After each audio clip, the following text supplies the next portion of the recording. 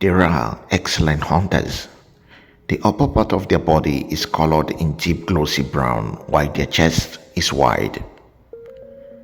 The osprey, they are also called the sea hawk or the river hawk. This bird is found in the temperate and tropical regions of all the continents of the world except for Antarctica.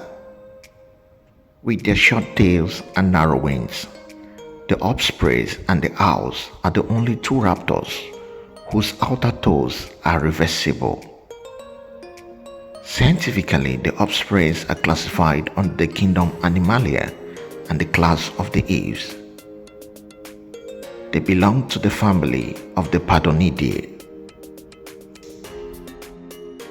The ospreys mostly feed on crustaceans, turtles, fish, salamanders, rodents, rabbits, small mammals, snakes, frogs, and birds.